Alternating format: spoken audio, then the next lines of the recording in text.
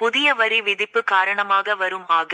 25 முதல் அமெரிக்காவுக்கு பார்சல்களை அனுப்புவதை தற்காலிகமாக நிறுத்துவதாக இந்தியா போஸ்ட் நிறுவனம் அறிவித்துள்ளது. ரஷ்யாவிடம் இருந்து எண்ணெய் பொருட்களை வாங்குவதற்கு எதிர்ப்பு தெரிவித்து ஆகஸ்ட் மாத தொடக்கத்தில் இந்தியாவுக்கு 50% வரியை அமெரிக்க அதிபர் ட்ரம்ப் விதித்தார்.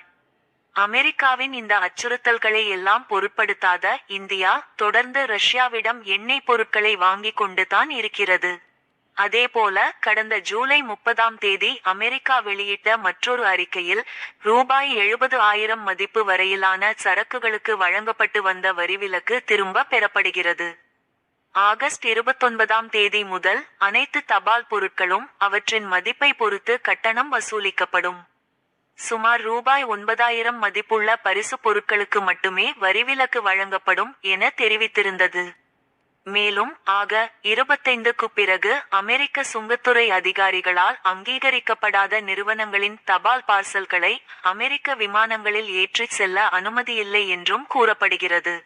இந்த நிலையில் வரும் ஆக.25 முதல் அமெரிக்காவுக்கு பார்சல்களை அனுப்புவதை தற்காலிகமாக நிறுத்துவதாக இந்தியா போஸ்ட் நிறுவனம் அறிவித்துள்ளது.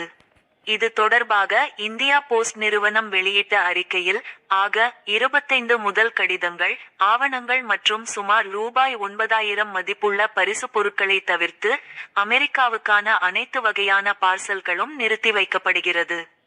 ஏற்கனவே பார்சல்களை அனுப்ப பதிவு செய்தவர்கள் தபால் கட்டணத்தை திரும்ப பெறலாம்.